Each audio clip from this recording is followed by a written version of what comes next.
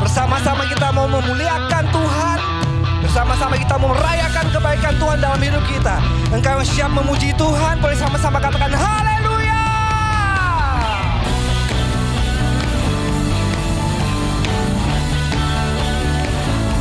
Wow. Sama-sama kita nyanyikan terangmu.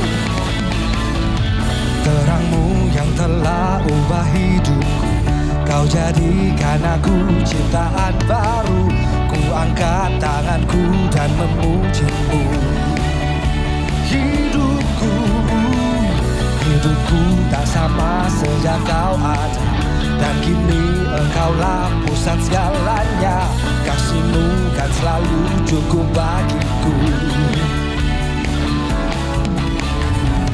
Keagungan-Mu, kedahsyatan-Mu terpancar dari indahnya dunia. Segala yang ada telah Kau ciptakan. Karya-Mu sungguh tiada taranya.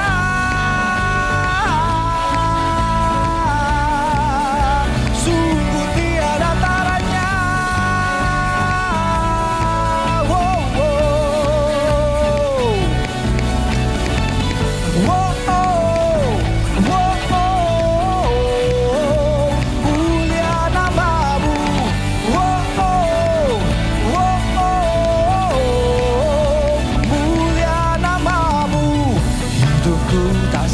Sejak Kau ada, dan kini Engkaulah pusat segalanya. Kasih-Mu kan selalu cukup bagiku.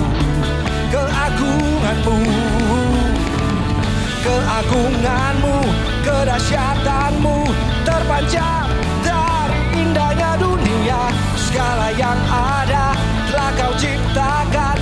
Karya-Mu sungguh tiada taranya.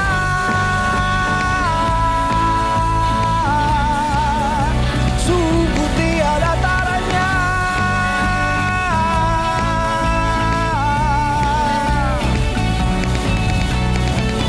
Wow, wow, mulia nama-Mu. Wow, wow, mulia nama-Mu. Wow.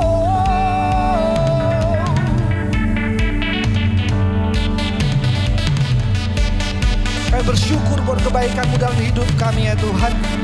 Oleh karena itu kami mau menaikkan, kami mau mengagungkan Engkau ya Tuhan. Wow.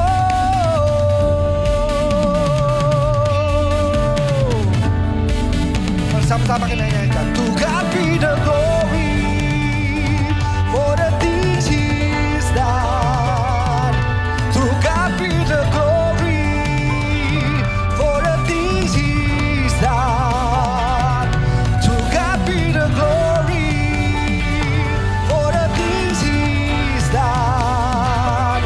To God be the glory for the things He's done. Come on. Keagungan-Mu, kedahsyatan-Mu terpancar dari indahnya dunia. Kami nyatakan Yesus mulia. Segala yang ada, segala yang ada telah Kau ciptakan. Karya-Mu sungguh tiada taranya. Kami nyatakan Yesus mulia. Everybody say wow, wow, mulia nama-Mu. Wow, wow,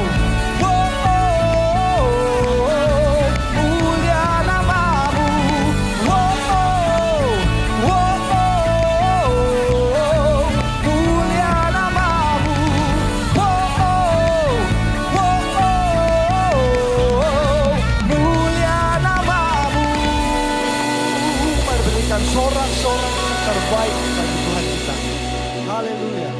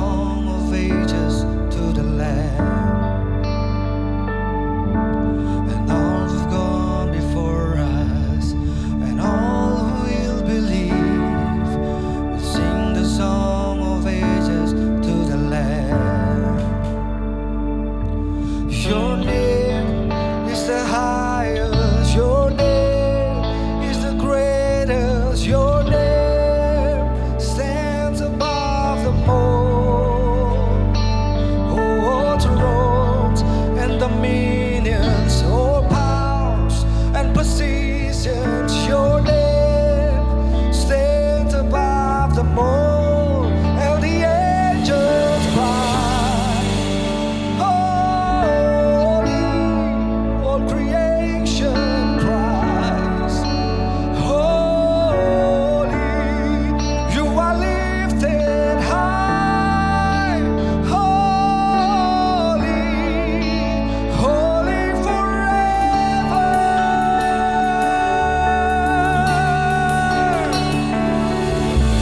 If you've been forgiven and if you've been redeemed, sing the song forever to the Lamb. If you walk in freedom and if you bear His name, sing the song forever to the Lamb.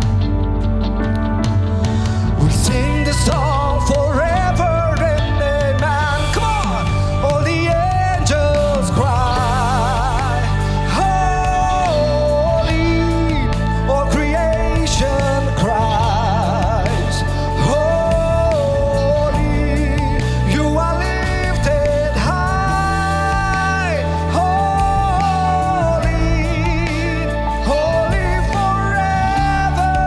Hear your people sing, hear your people sing, holy, unto the King of Kings, holy, you will always be, holy, holy forever.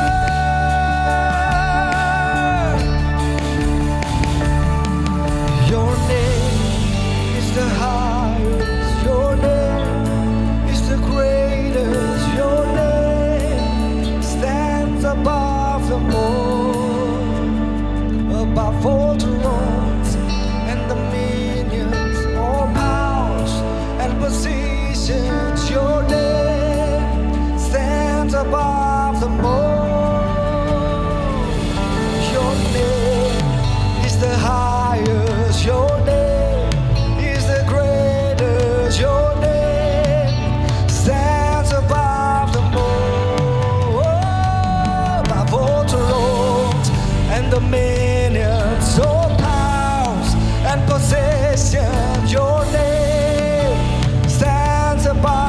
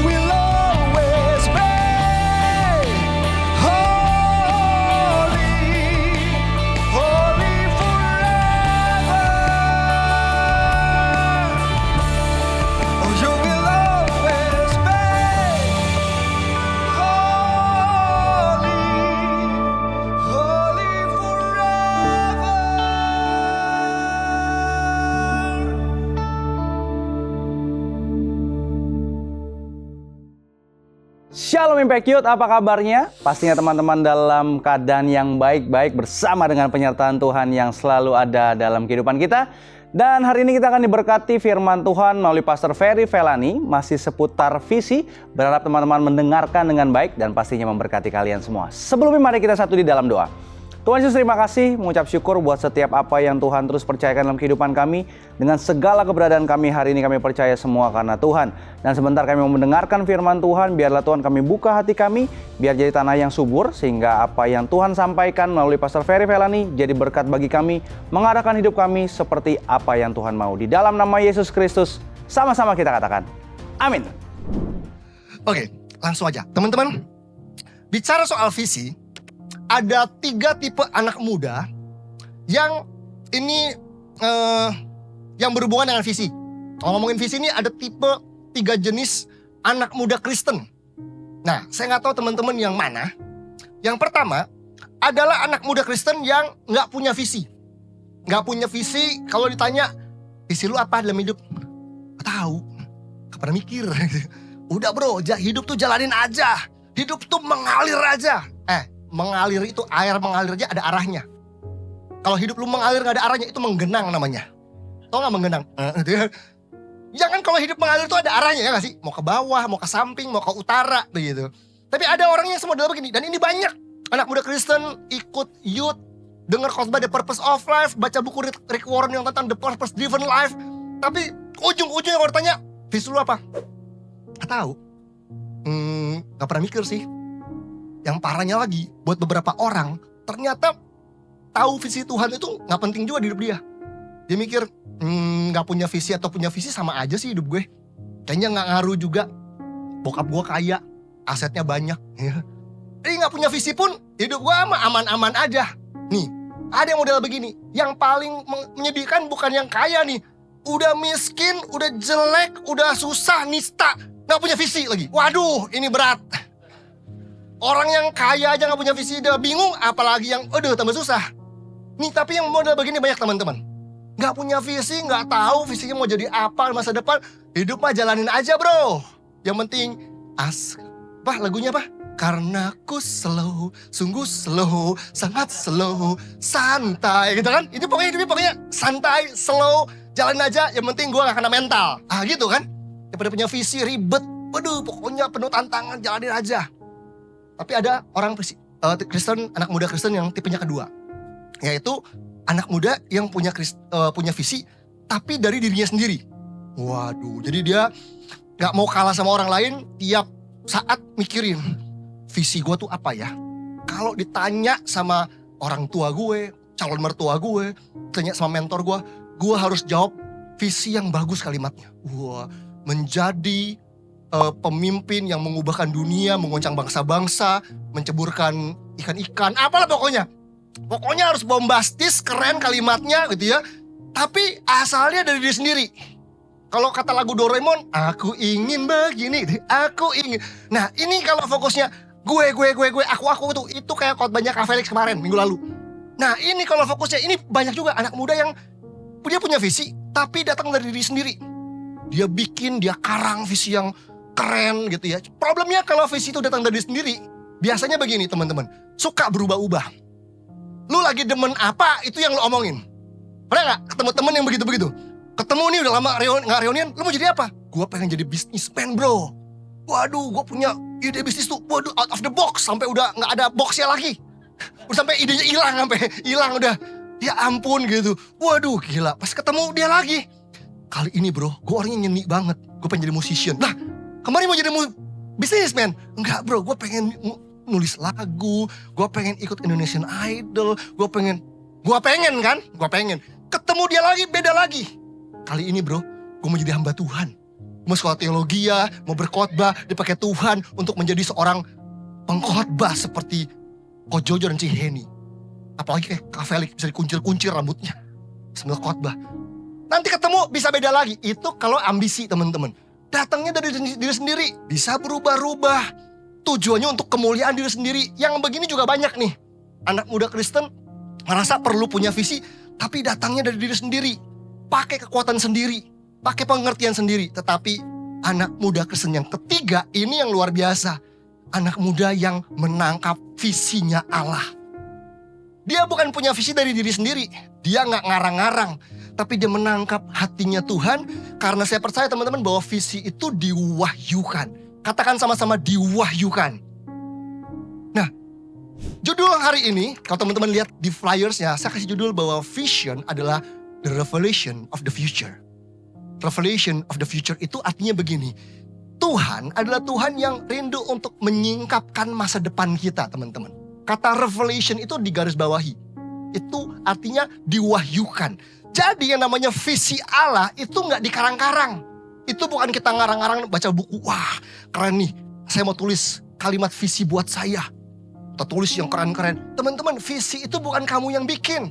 Tetapi Tuhan yang nyatakan. Itu ada di hatinya Tuhan. Kita yang tangkap. Makanya visi adalah sebuah revelation. Kalau kita ingat khotbah Kak Felix yang di minggu lalu. Kak Felix sempat buka di Amsal 29 ayat 18 ya Kak Felix ya. Bener banget ya. Amsal 29 ayat 18 itu kalau teman-teman baca. Kira-kira bunyinya begini. Jika tidak ada wahyu, menjadi liarlah rakyat. Gitu kan? Kalau tidak ada wahyu, menjadi liarlah rakyat. Kalau dalam terjemahan bahasa Inggris, dalam terjemahan Amplified Bible, bilang gini, where there is no vision. Where there is no vision, tanda kurung, no revelation of God and His Word. Jadi di mana nggak ada visi, tanda kurung, dijelasin tuh visi itu apa? Nggak ada pewahyuan Allah dan firman-Nya katanya. And the people are unrestrained. Jadi people itu, manusia itu menjadi liar, hidupnya nggak tertib, hidupnya nggak jelas, bergerak sih. Ada banyak orang cuman pengen sok sibuk hari-hari ini. Aduh, gue nggak mau kelihatan males, makanya gue harus sibuk. Wah, sibuk. Ngerjain ini, ngerjain itu. Wah, terlibat organisasi ini, itu. Tapi setelah di-review setahun, 2 tahun, 3 tahun, nggak maju. Jadi orang itu maju bukan karena sibuknya, teman-teman. Kita ngerasa karena banyak gerak, kita tuh maju hidupnya. Odong-odong juga gerak. Pernah naik odong nggak? Naik odong-odong nyemplungin duit, kita bayar sama abang, bang 2.000 gitu ya. Gerak nggak? Ya, gitu kan. Biji-bijian ditanam tumbuh lagi. Tapi dia gak kemana-mana. Karena lu gerak tapi gak kemana-mana, itu odong-odong. Anak muda Kristen harusnya menangkap visi Allah, yaitu revelation of the future. Artinya hidupmu maju ke masa depan. Makin bertumbuh, makin mencapai sesuatu yang ada di hatinya Tuhan. Bukan kayak odong-odong. Amin. Kejadian 12, kita belum buka ayat. Kejadian 12 ayat yang pertama sampai dengan ayat yang ketiga. Coba lihat ayat ini teman-teman. Saya yakin teman-teman udah sering dengar ayat ini dikhotbahin di mana-mana. Tapi tahu nggak? Kitab Kejadian itu unik. Kitab Kejadian itu spesial karena dia menjadi opening dari seluruh pewahyuan Tuhan atas firman-Nya. Kalau teman-teman perhatiin, Kejadian pasal 1 sampai 11, ini kan 12 nih.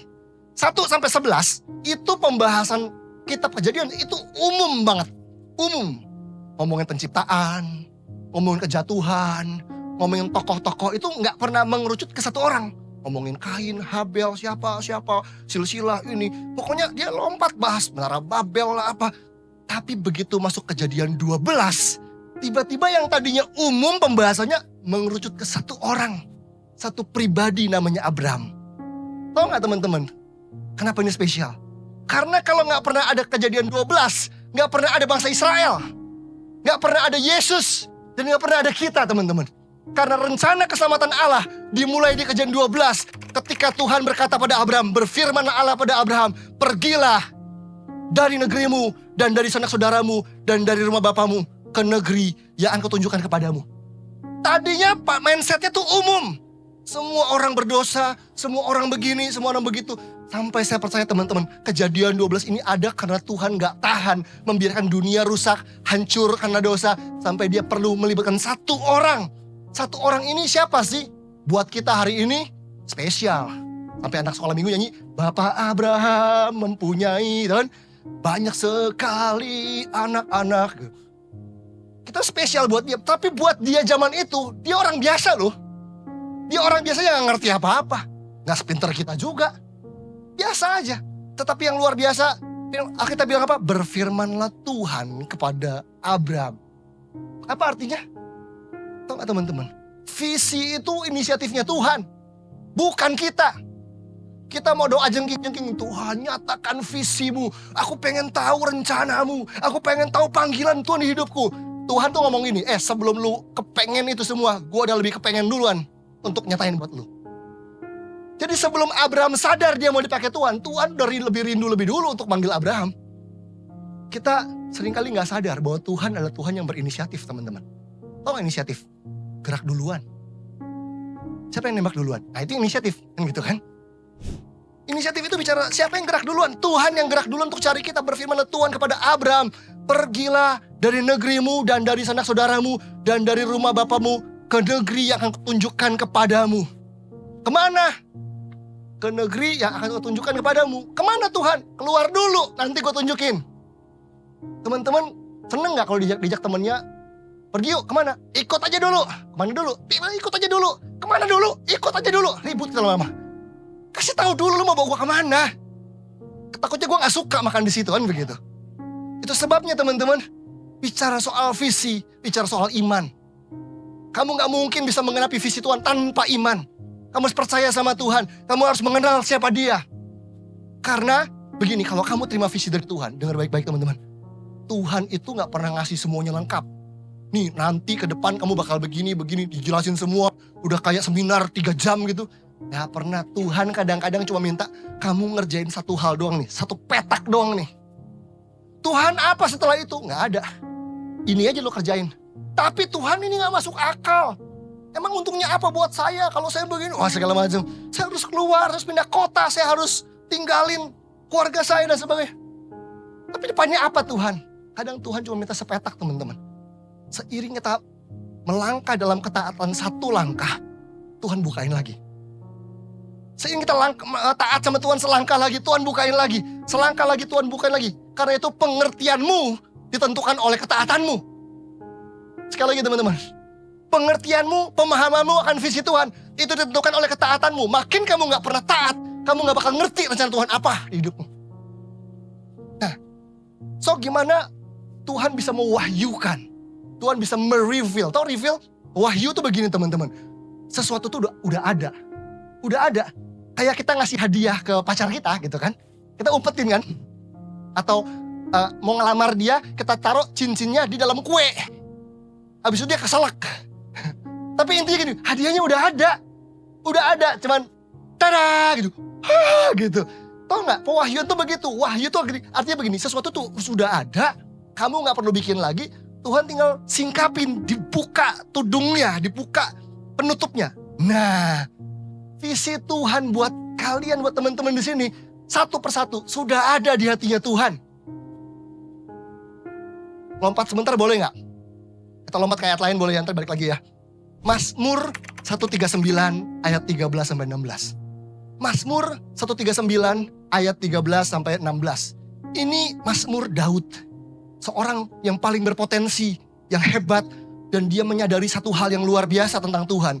Dia bilang begini, sebab engkaulah yang membentuk buah pinggangku, menenun aku dalam kandungan ibuku. Katanya barang tenunan tuh gak ada yang sama persis, unik. Aku bersyukur kepadamu oleh karena kejadianku apa? Dahsyat dan ajaib. Teman-teman, kejadianmu dahsyat dan ajaib. Even kamu pernah gagal, even kamu pernah aborsi, even kamu pernah buat hal yang memalukan, kejadianmu dahsyat dan ajaib. Ajaib apa yang kau buat, katanya. Dan jiwaku benar-benar menyadarinya. Tulang-tulangku tidak terlindung bagimu ketika aku dijadikan di tempat yang tersembunyi dan aku direkam di bagian-bagian bumi yang paling bawah. Matamu melihat selagi aku bakal anak. Nah, ini dia nih. Dan dalam kitabmu semuanya tertulis hari-hari yang akan dibentuk sebelum ada satupun daripadanya. Firman Tuhan bilang dalam kitabmu Tuhan, dalam tulisannya Tuhan, dalam kitabnya Tuhan, itu tertulis hari-hari. Hari-hari itu maksudnya apa sih? Rencananya, kerinduannya, visinya, pewahyuan akan masa depanmu itu ada di kitabnya Tuhan sebelum satupun tuh ada. Ini gak ngomongin takdir, ini ngomongin destiny. Ini gak ngomongin takdir, ini ngomongin visi. Takdir hal yang kita gak bisa ubah, tapi visi adalah sesuatu yang kita bisa raih bersama Tuhan, teman-teman. Jadi visi itu disingkapkan, di-reveal. Di-reveal. Kamu gak ngarang, kamu gak nulis-nulis semau-maumu. Makanya saya sering bilang sama beberapa gereja, saya bilang gini, yang namanya visi gereja itu bukan apa yang ada di spanduk. bukan apa yang ada di layar, tapi apa yang ada di hatimu. Visi itu ditaruh di hati.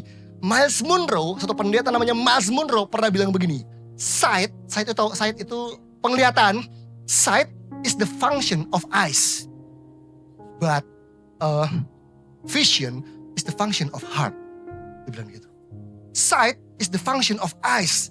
Penglihatan itu fungsinya mata, tetapi vision is the function of heart. Makanya kalau kamu ingin nangkap visinya Tuhan, jaga hatimu kayak bajunya Mison. Tadi mana?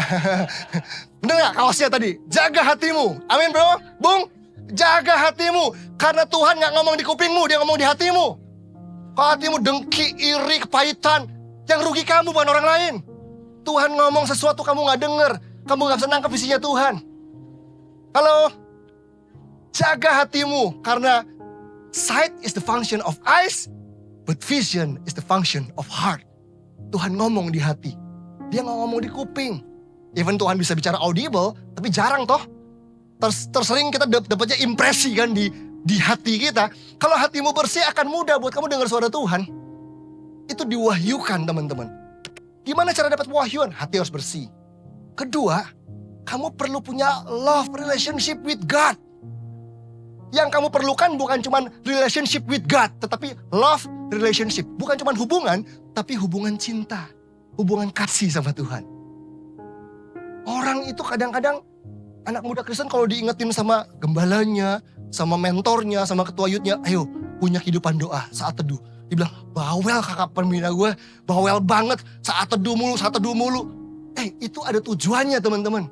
Kalau kamu punya fondasi love, relationship with God, kamu pasti bertumbuh, berbuah, berdampak, dan bisa nangkep visinya Tuhan. Kalau kamu gak punya hubungan sama Tuhan, gimana nangkep pewahyuannya? Itu di-reveal, itu disingkapkan. Jangan datang sama Kak Felix, bilang ini, Kak Felix, tolong doain doa sama Tuhan dong. Tanya visi gue apa. Lalu sendiri dong doa, enak aja. Tambahin kerjaan orang. Kamu doa, kamu puasa, kamu sangkal diri, kamu berlutut di depan Tuhan, dapat sesuatu, ngomong sama Kak Felix, diskusi. Jangan kagak mau doa. Itu teman-teman yang modal begini nih gak bakal bertumbuh, gak bakal pulih. Itu sama aja lu pergi ke dokter, berobat sakit tipes, dikasih obat, dok, saya gak doyan obatnya, gak bisa nelen. Dokter yang minum saya sembuh. Lu gila kayaknya. Suruh dokternya yang minum, lu yang sembuh gak ada. Kamu kerjain tanggung jawabmu. Kalau kamu mau terima visi Tuhan, kerjakan tanggung jawabmu anak muda. Halo? Tangkap visinya Tuhan dengan cara matikan kedaginganmu. Doa. Teman-teman, doa makin lama, baca Alkitab makin lama tuh, buat apa sih, ada gunanya gak sih? Lu bosan kan? Stres kan, kayak nyembah lama gak ngerti apa-apa, doa, puasa, udah kelaparan, keliengan. Aduh, baca Alkitab panjang-panjang 3, 4, 5 pasal, gak ngerti. Kitab bilangan, Yeskiel. Aduh Tuhan, apa gunanya? Gunanya satu, matiin daging lu sebenarnya. Sebelum daging kita mati, kita seringkali gak bisa nangkep Tuhan ngomong apa.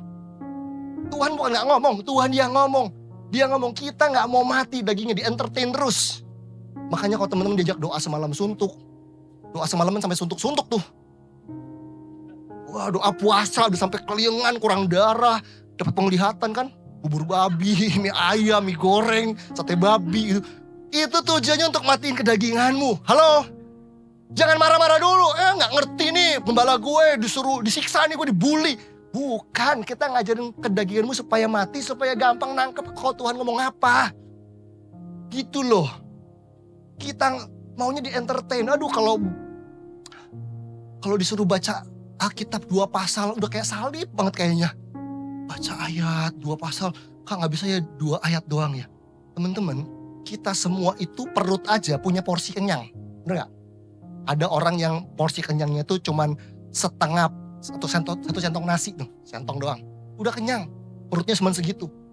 Ada yang kenyangnya sebakul. Nah intinya begini maksudnya, setiap orang tuh punya porsi kenyang masing-masing.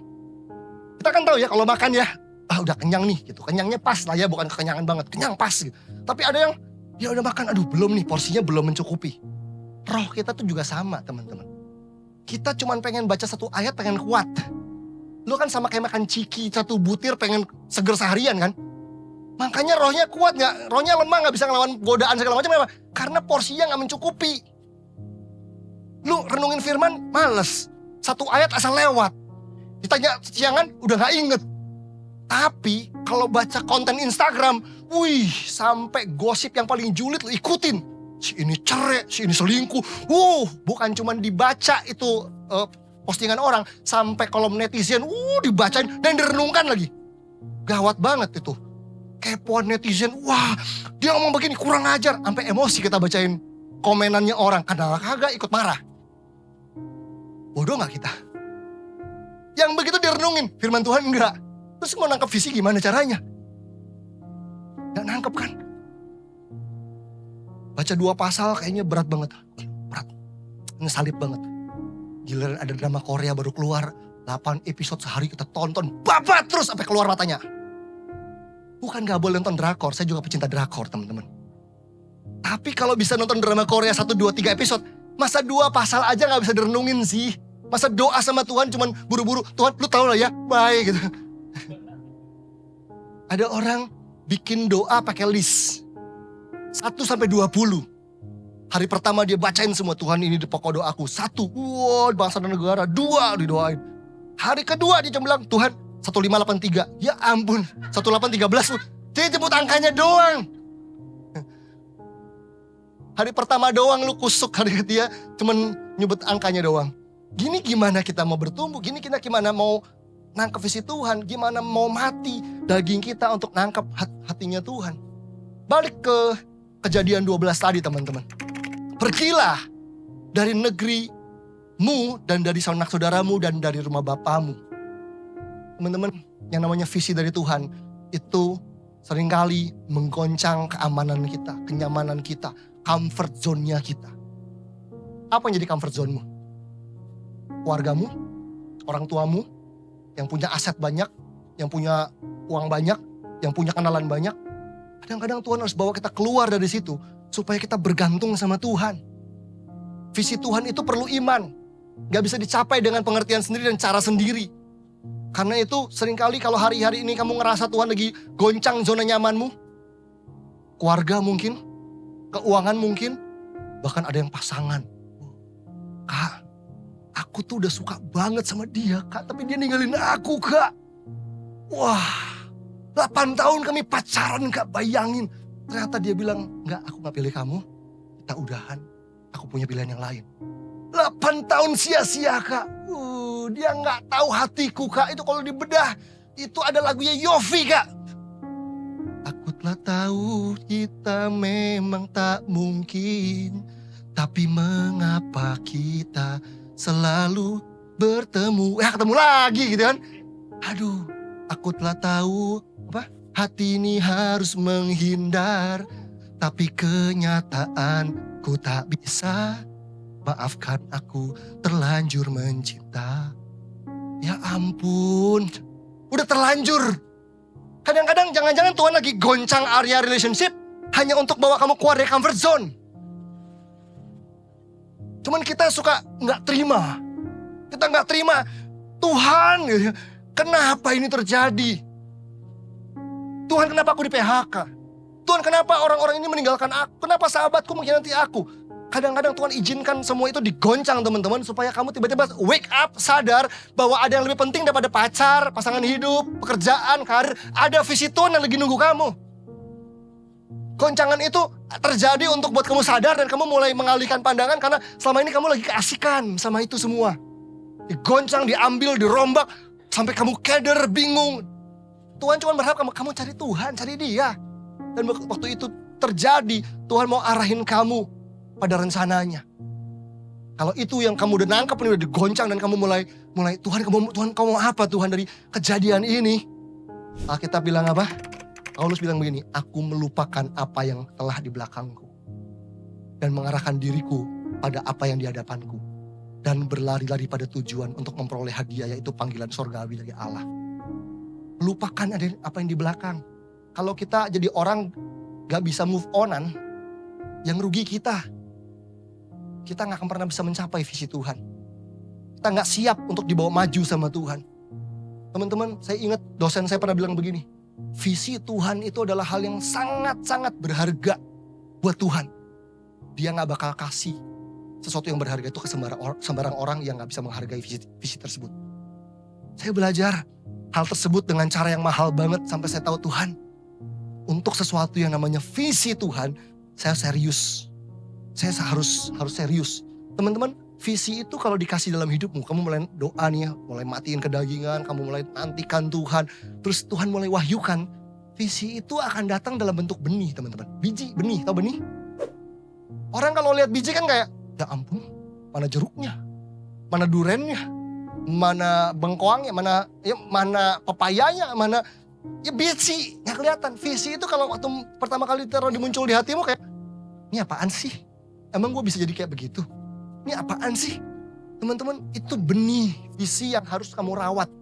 Seiring benih visi itu ditangkap, waktu Tuhan mulai bicara, kamu mulai tangkap, kamu mulai kandung, simpan dalam hati, mulai doakan, mulai jaga. Teman-teman, itu kayak orang hamil. Ada yang pernah hamil? Kayaknya gak pernah sih. Ya. Kalau teman-teman pernah hamil gitu ya, tahu ibu yang pernah hamil. Orang tuh kalau hamil itu harus jaga kandungan, teman-teman. Harus jaga kandungan, gak boleh asal makan, gak boleh asal gerak, gak boleh banyak naik tangga, lompat-lompat jogging, gitu gak boleh gitu. Pujian penyembahannya santai aja gitu, jangan banyak gerak-gerak. Kenapa? Dia harus jaga kandungan. Kalau sampai ada orang perutnya gede dia gak jaga kandungan, itu buncit teman-teman, bukan hamil. Jadi kalau orang bener hamil dia jaga kandungan, orang yang nangkep visi Tuhan bakal jaga hidup pasti. Betul gak? Dia gak sembarangan dengan hidupnya. Lempar hidupnya ke pacarnya yang gak kudus.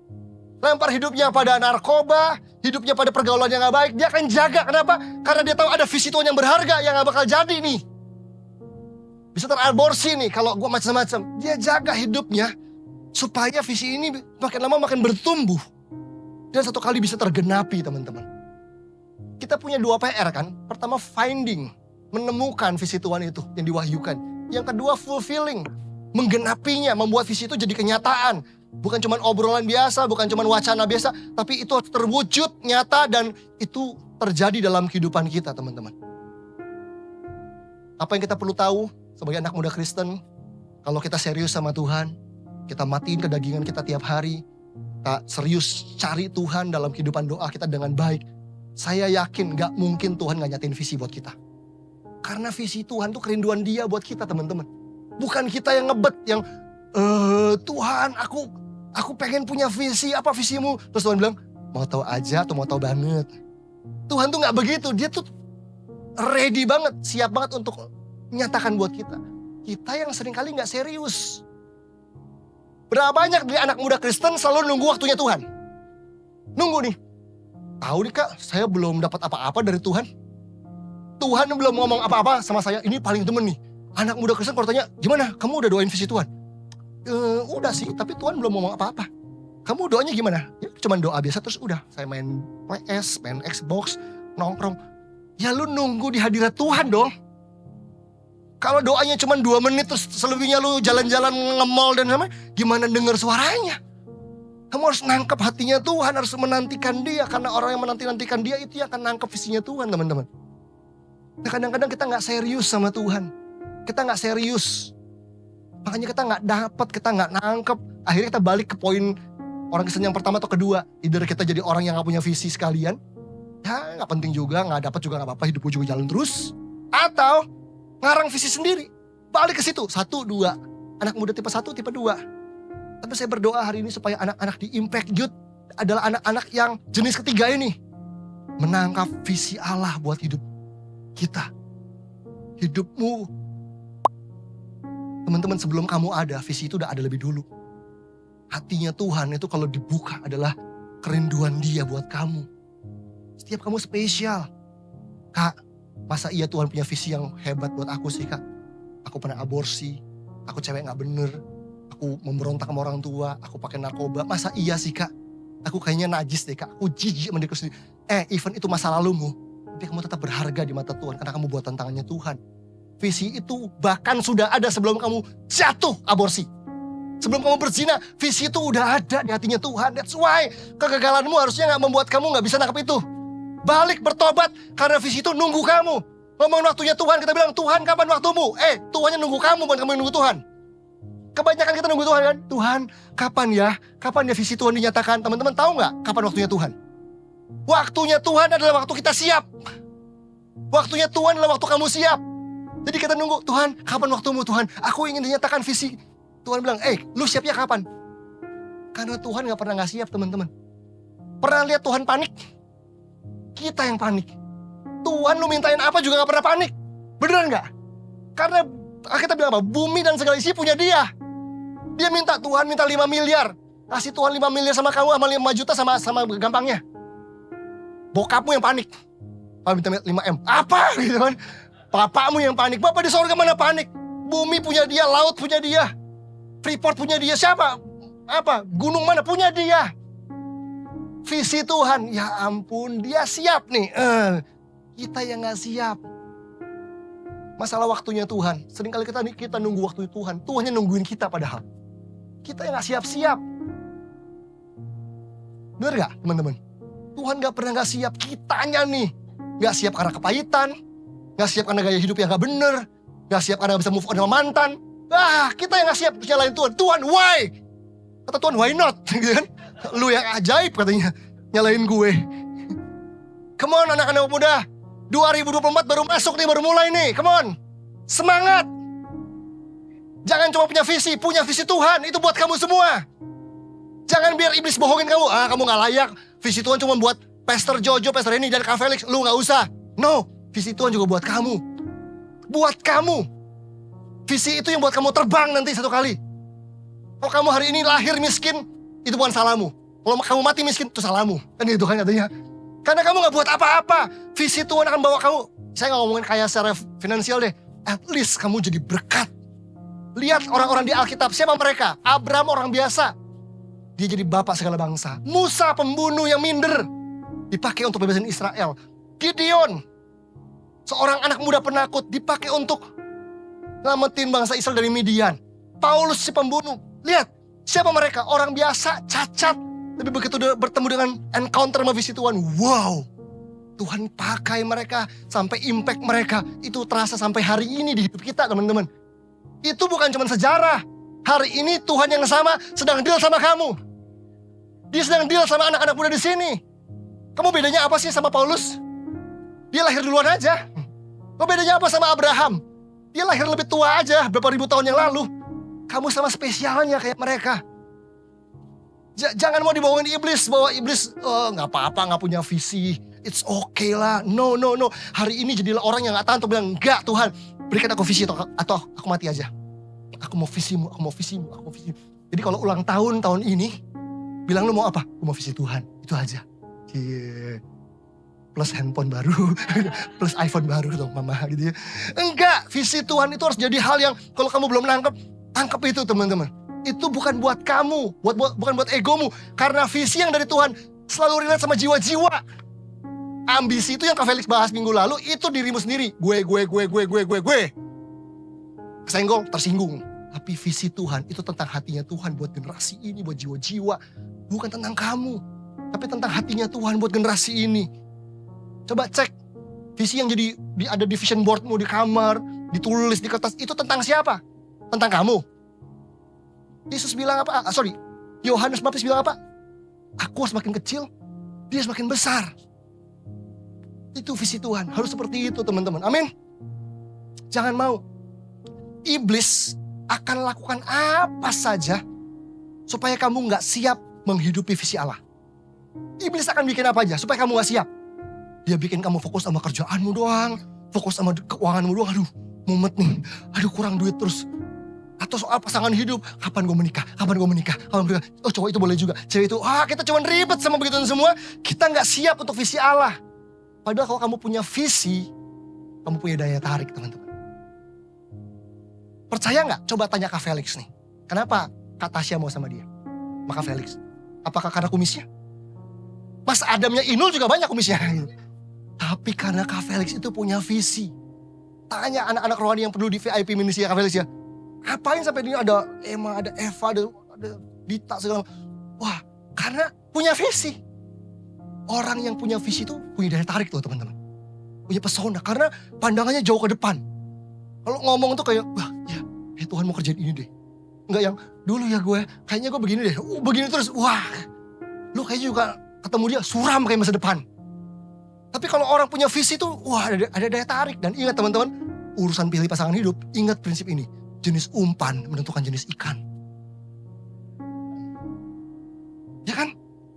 kamu ingin satu orang yang punya visi, kamu juga perlu punya visi dong. Supaya itu jadi magnet, daya tarik. Coba renungkan hidupmu. Apa yang sih penting di 2024? Masih betah gitu gak punya visi? Gak nangkep visi Tuhan tuh masih biasa aja gitu? Gak terganggu begitu? Kita sering terganggu sama hal yang gak penting. Kok gue ulang tahun gak diucapin ya? Terganggu. Kok gue posting ini temen sahabat gue gak nge-likes ya? Itu terganggu.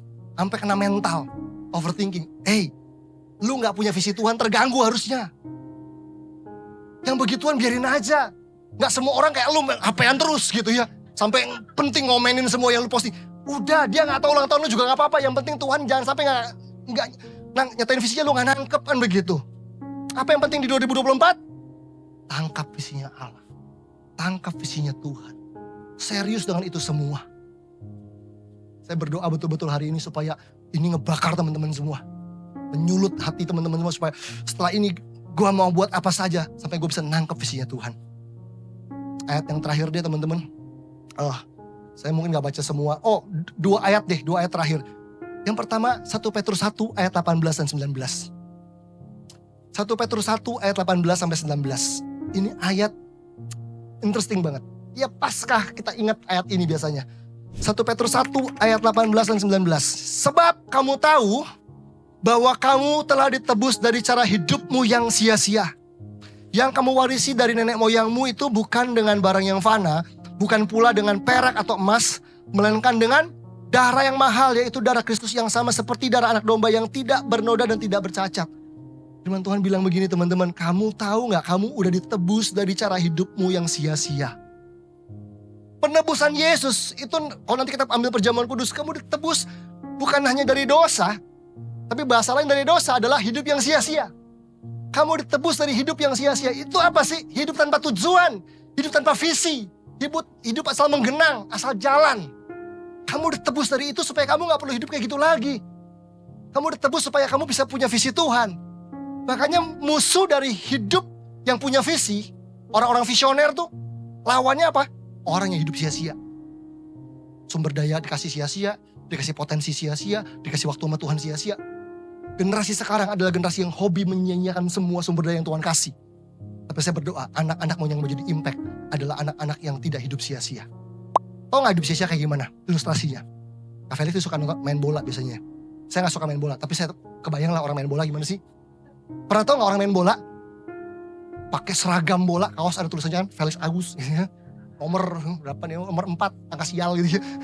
Tapi beruntung terus kan berdoa sama Tuhan kan gitu kan. Wah pakai sepatu sepak bola asli yang ada duri-durinya tuh. Wah gitu kan. Kaos kaki juga ada segini, udah kayak stocking gitu ya. Wah udah di GBK kan gitu kan. Wah atau di stadion gede. Ayo main bola. Pernah gak lihat orang main bola gini ya? 11 lawan 11 pakai seragam nih. Tim satu merah, tim satu biru. Mainnya tendang, gocek, sundul, apa. Wah udah gocek kan. Terus udah oper. Bro, gawangnya di mana ya? Nggak ada. Itu 11 lawan 11 cuman gocek. Di lapangan segede beneran tuh aslinya. Gocek, nggak ada gawangnya. Itu tuh hidup sia-sia kayak gitu. Itu kayak kita kerja bangun pagi, dapat duit, ini pelayanan, ini. Visi mana? Nggak tahu. Lu kemana hidupnya? Lu nggak makin mengenapi visi Tuhan, ulang tahun cuma tambah tua doang. Tapi nggak makin tajam mengenapi visi Allah. Itu hidup sia-sia tuh kayak begitu. Gak ada orang pertandingan beneran 11 lawan 11 sepak bola, gak ada yang gak mau pakai gawang. Guys, untuk penghematan tiang dan jaring kita hari ini gak pakai gawang ya. Pakai apa? Sendal jepit. Ya gak ada, harus ada gawangnya, ada golnya, ada sasarannya gitu kan. Kalau gak orang udah menggap-menggap sampai keseleo, mau ngapain? Gak ada. Itu hidup kita tuh gambarannya.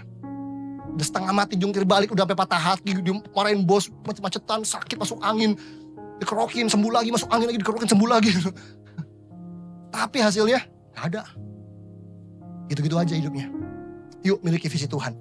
Jangan hidup sia-sia. Yang terakhir, Matius 13 ayat 44 sampai 46. Ayat ini yang nyadarin saya. Matius 13 ayat 44 sampai 46. Ayat ini yang menjadikan saya bahwa visi Tuhan, visi Allah buat kita, itu adalah hal yang, hal yang sangat precious, sangat berharga gitu buat Tuhan.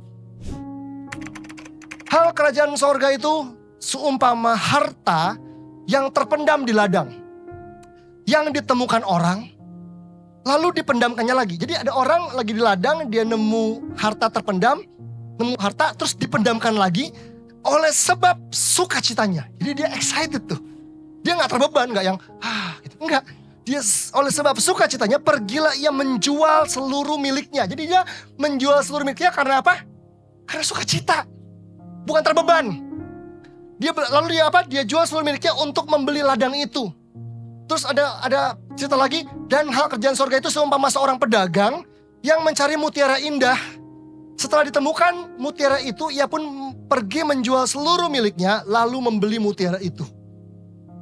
Dua ilustrasi perumpamaan ini bicara tentang dua hal yang sangat berharga. Harta terpendam di ladang dan mutiara berharga. Ketika ditemukan, dua pribadi tadi menjual seluruh miliknya. Bahkan di salah satunya bilang apa? Oleh sebab sukacitanya. Karena dia sukacita akan harta tersebut, dijual semua miliknya, dia beli ladang itu dan dia bisa menikmati apa yang di dalamnya. Teman-teman, kalau seandainya satu kali Tuhan nyatakan visi Tuhan dalam hidupmu, berani gak kamu jual seluruh hidup? Berani gak kamu lempar seluruh hidup? Berani gak kamu bayar visi tersebut dengan seluruh kesenanganmu, seluruh hidupmu? Sampai visi itu jadi dan tergenapi dalam hidup. Berani gak? Banyak orang gak berani. Kenapa banyak orang gak mendapatkan visi tersebut? Karena begitu dapat, harganya kemahalan. Aku gak siap untuk ini. Udahlah, itu yang membuat orang udah di depan mata gak jadi. Tapi saya percaya teman-teman, kalau kita berani say yes to God, kita berani bayar harganya, berani lempar hidup kita dalam visinya Tuhan, saya yakin hidup kita gak pernah sama lagi. Abraham adalah orang yang lempar hidupnya ke visi Allah. Musa adalah orang yang lempar hidupnya ke visi Allah. Esther adalah orang yang lempar hidupnya ke visi Allah. Nehemia adalah orang yang lempar hidupnya ke visi Allah. Siapa? Sebut di Alkitab. Mereka adalah orang-orang biasa. Nehemia itu bartender atau koki, teman-teman. Esther itu supermodel. Abraham itu orang biasa. Musa itu tadi orang-orang biasa yang punya banyak cacat, kegagalan, keterbatasan. Tapi mereka bersedia bayar visi Tuhan dengan seluruh hidup mereka. Dan impactnya adalah hidup mereka berubah. Dan ada generasi yang ditolong oleh visi Tuhan dalam hidup mereka. Karena visi Tuhan bukan tentang kamu dan saya. Tapi tentang jiwa-jiwa, tentang hatinya Tuhan. Tentang rencananya buat generasi ini teman-teman. Amin.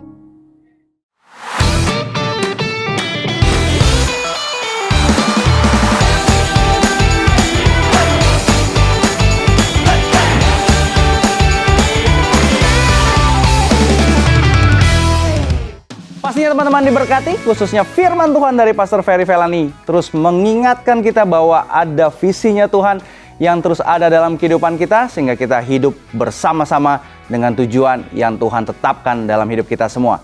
Amin. Terus ikuti Impact Youth yang ada setiap hari Sabtu jam 5 sore waktu Indonesia Barat secara online di YouTube channelnya Impact Community Indonesia. Dan kami mengundang teman-teman yang ada di Jakarta, khususnya Kelapa Gading, Rawamangun, dan sekitarnya. Ayo ibadah onsite bersama dengan kami, Impact Youth onsite setiap hari Minggu, jam 5 sore. Setiap hari Minggu, jam 5 sore waktu Indonesia Barat, di mana? Di Gereja ICI, Gereja Impact Community Indonesia, di Mall of Indonesia lantai P3. Jadi kami tunggu kehadiran teman-teman semua setiap hari Minggu, jam 5 sore. Dan kami juga mengajak teman-teman semua bergabung bersama dengan kami, bertumbuh secara rohani dalam komunitas sel yang ada yang kami beri nama Impact Family. Teman-teman bisa mendaftarkan diri Anda, tinggal scan QR Code yang ada, nanti akan diarahkan ke grup WhatsApp. Terus kalian bisa Zoom bareng-bareng online di sana. Ada komunitas sel Komsel Impact Family 2 minggu sekali, sesuai segmennya teman-teman. Yang pelajar sama pelajar, mahasiswa sama mahasiswa, yang udah kerja sama udah kerja. Pastikan teman-teman punya keluarga yang saling support satu dengan lainnya. Untuk teman-teman juga yang di Jakarta, Bandung, dan Surabaya, kalian ada juga Komsel onsite yang ada. Jadi jangan lupa untuk hubungi di call center yang ada, juga call center Impact Youth yang ada. Ada Komsel setiap Sabtunya, teman-teman bisa bersama dengan kami juga untuk bertumbuh di dalam Tuhan. Impact Youth juga ada pelayanan Impact Youth Goes to Campus untuk teman-teman yang tahun ini punya persekutuan doa, punya teman-teman segrup yang ada yang mau kami layani bersama-sama baik di kampus, sekolah, apapun itu, kami siap melayani teman-teman semua. Kami siap untuk sama-sama dimuridkan untuk menjadi seperti apa yang Tuhan mau. Jangan sungkan-sungkan. Hubungi call center yang ada, nanti kami siap melayani teman-teman semua. Dan terakhir, bagi teman-teman yang mau mendukung pelayanan Yayasan Tangan Pengharapan, seperti yang kalian tahu, dalam segala yang dikerjakan, jangan lupa beli kaos keren ini. Banyak banget kaosnya, banyak merchandise pilihan yang kalian bisa pilih untuk kalian mensupport setiap pergerakan pelayanan Yayasan Tangan Pengharapan. Karena you buy means you donate. Itu aja teman-teman semua, sampai ketemu minggu depan. Bye-bye.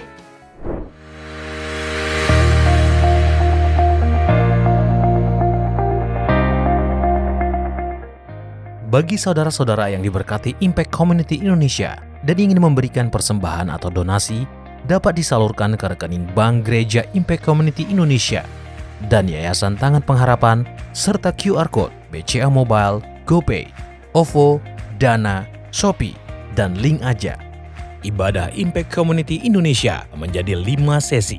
Ibadah jam 8 pagi, jam 10, jam 12 siang, jam 3 sore, dan jam 5 sore.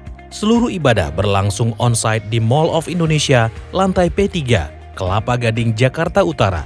Bagi jemaat yang ingin mengikuti secara online, ibadah live streaming dapat diikuti pada pukul 10 pagi waktu Indonesia Barat di YouTube Impact Community Indonesia. Mari bersama-sama untuk datang dan mengikuti 60 Minute Worship secara on-site setiap Rabu malam pukul 19.30 waktu Indonesia Barat, langsung di Gereja Impact Community Indonesia, Mall of Indonesia lantai P3. Mari bawa keluarga dan ajak orang-orang yang Anda kasihi. Impact Community Indonesia Friday Service. Ibadah setiap hari Jumat yang ditayangkan secara online pukul 19 waktu Indonesia Barat. Ibadah Saturday Service. Ibadah Sabtu Impact Community Indonesia ditayangkan online setiap Sabtu pukul 19 waktu Indonesia Barat di YouTube Impact Community Indonesia dan YouTube Henny Kristianus. Setiap ibadah online Impact Community Indonesia sudah tersedia subtitle dalam bahasa Indonesia, bahasa Inggris, dan Mandarin. Anda dapat mengaktifkan dengan klik tombol CC atau closed caption pada layar Anda. Mari bergabung dalam doa kesembuhan dan perlindungan Tuhan setiap Selasa jam 6 sore waktu Indonesia Barat di YouTube Henny Kristianus, Instagram Henny Kristianus, dan Yohanes Kristianus. Spesial bagi kaum muda, ibadah Impact Youth pukul 17 waktu Indonesia Barat di Mall of Indonesia lantai P3. Bagi jemaat di luar kota Jakarta dapat menyaksikan ibadah youth secara online di YouTube Impact Community Indonesia. Bagi Anda yang ingin tahu lebih banyak tentang firman Tuhan, dapat bergabung dalam Bible Study Impact Community Indonesia melalui virtual setiap 2 minggu sekali pada hari Sabtu pukul 9 pagi waktu Indonesia Barat. Pendaftaran ini gratis dan dapat dilakukan dengan mengisi form registrasi melalui scan QR Code atau dapat menghubungi nomor yang tertera di layar Anda. Saksikan Menabur Cinta untuk Indonesia setiap Sabtu jam 11 waktu Indonesia Barat di YouTube Tangan Pengharapan.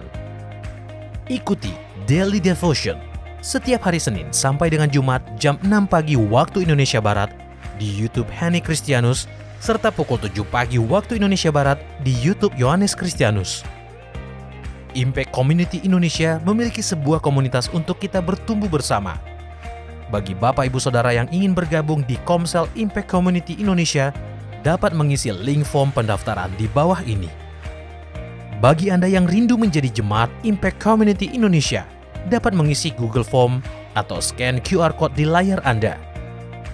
Saudara dapat mengirimkan permohonan pelayanan doa dan konseling, atau jika Anda memiliki doa yang terjawab, serta kesaksian atas jawaban doa Anda melalui Google Form, WhatsApp, atau email impactcommunity.id@gmail.com.